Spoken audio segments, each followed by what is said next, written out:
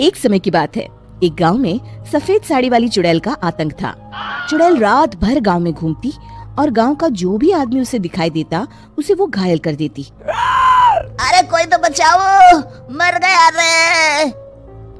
एक रात हरिया अपने खेत से अपने घर लौट रहा था कि तभी अचानक उसके सामने चुड़ैल आ जाती है। अरे बाप रे, ये चुड़ैल कहाँ से आ गई? आज तो मैं गया काम से।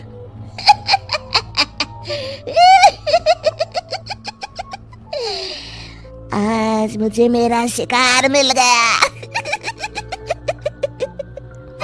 अरे चुड़ैल दीदी, मुझे छोड़ दो। जैसे ही चुड़ैल हरिया की तरफ बढ़ती है, हरिया वहाँ से भाग जाता है और अपने घर के दरवाजे पे पहुँचता है। अरे भगवान, जल्दी से दरवाजा खोलो, मेरे पीछे चुड़ैल पड़ी है। हरिया की पत्नी जल्दी से दरवाजा खोल देती है। अरे आप इतना हाफ क्यों रहे हैं? अरे मेरे पीछे चुड़ैल पड़ी है, आज तो मैं बाल बाल बच गया। जल्दी से सभी दरवाजे और सभी खिड़कियों को बंद करके बत्ती बुझा दो। तभी चुड़ैल हरिया के घर के पास पहुंच जाती है। अरे वो आदमी कहाँ गायब हो गया?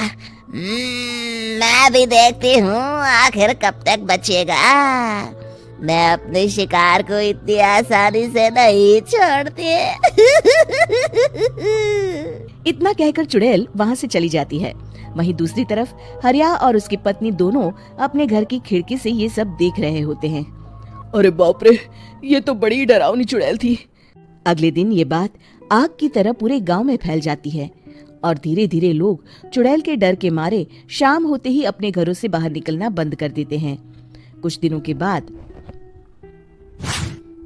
भाई, मैंने तो इस चुड़ैल के डर के मारे रात को अपने खेतों को पानी देना बंद कर दिया है। कहीं मेरी फसल सूख गई तो मैं तो कहीं का नहीं रहूंगा। साहूकार का कर्जा कैसे चुकाऊंगा? अरे भाई, पूरे गांव वालों का यही हाल है। पता नहीं ये चुड़ैल हमारे गांव में कहां से आ गई।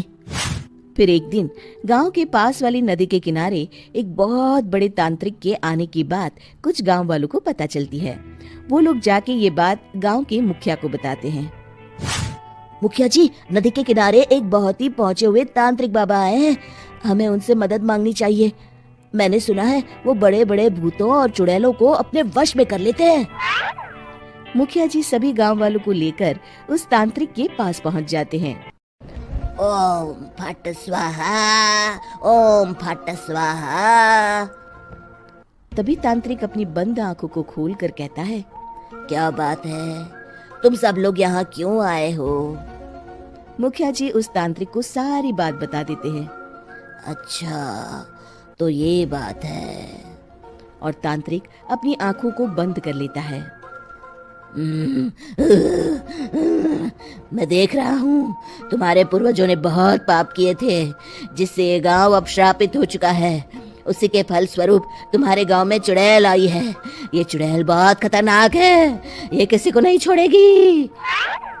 हे भगवान, मर गए रे, अब क्या होगा? तभी गांव के मुखिया जी कहते हैं, बाबा, इस चुड़ैल से हम सबको बचा लीजिए। कोई तो उपाय होगा। इसका सिर्फ एक ही उपाय है। सभी गांव वालों को बारी बारी हर दिन अपनी आधी फसल उस पहाड़ी के ऊपर बनी काली गुफा में छोड़ के आनी होगी।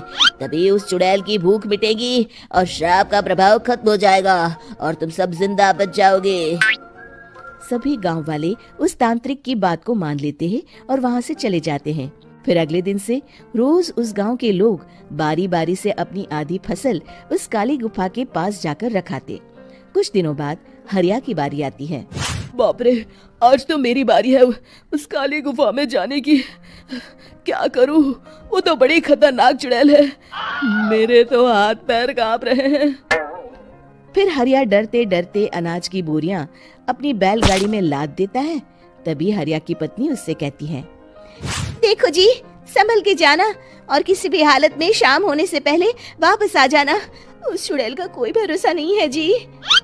हरिया बैलगाड़ी में बैठते हुए कहता है, भगवान, मैं क्या वापस आऊंगा? लगता है अब तो मेरी खबर ही आएगी। इतना कहकर हरिया वहां से चला जाता है। रास्ते में जंगल से गुजरते हुए हरिया की बैलगाड़ी का एक चक्का बड़े गड्ढे में फंस जाता है। हे भगवान, अब ये क्या मुसीबत है?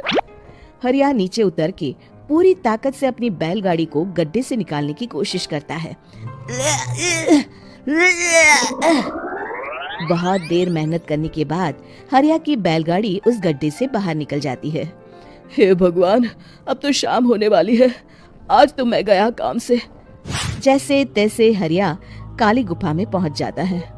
अरे मर गया रे, यहाँ तो चारों तरफ डरावना माहौल है। मैंने यहाँ आने में बहुत देर कर दी, कहीं चुड़ैल नाराज ना हो जाए।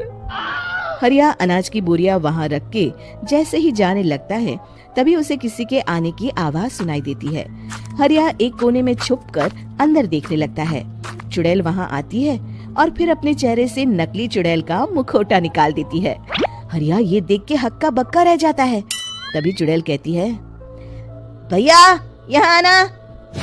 आज तो बहुत अनाज आया है, इसे मिलाकर अब हमारे पास ढेर सारा अनाज जमा हो गया है। कल ही हम इसे शहर में बेच आएंगे और माला माल हो जाएंगे। तभी अंदर से नदी के किनारे वाला तांत्रिक बाहर आता है। अरे ये तो तांत्रिक बाबा है। हाँ, अब तो हम दोनों की जिंदगी मजे में कटेगी। गांव वालों को बेवकूफ बनाना इतना भी मुश्किल नहीं था। लोग तो तुम्हें सच में असली चुड़ैल समझते हैं। हाँ, तुमने सही कहा। अब ये गांव वाले चुड़ैल के डर से जिंदगी भर इस काली गुफा में अनाज पहुंचाते रहेंगे। अच्छा, तो ये बात है। ये दोनों पूरे गांव वालों को बेवकूफ बना रहे हैं। अभी जाकर सबको बताता हूँ। हरिया उन दोनों की पूरी बातें सुन लेता है और जल्दी से वापस गांव में आता है। गांव वालों को पूरी बात बता देता है। इससे पहले वो दोनों हमारा अनाज लेकर शहर जाए, हमें उन दोनों को पकड़ना होगा। उधर दूसरी तरफ नकली तांत्रिक और नकली चुड़ैल बनी औरत एक बड़ी गाड़ी में सारा अनाज लाद के वहाँ से निकलने की तैयारी कर रहे होते हैं।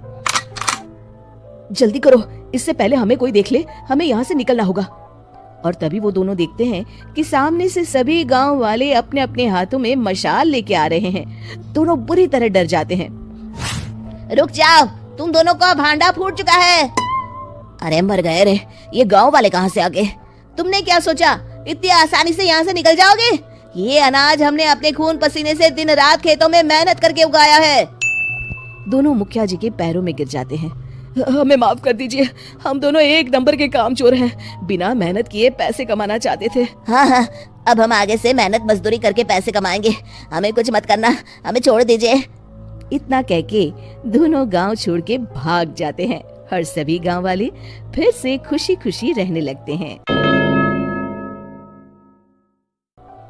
शिक्षा, तभी तो कहते हैं कि किसी भी समस्या का समाधान केवल सूझबूझ से ही करना चाहिए और कभी हिम्मत नहीं हारनी चाहिए।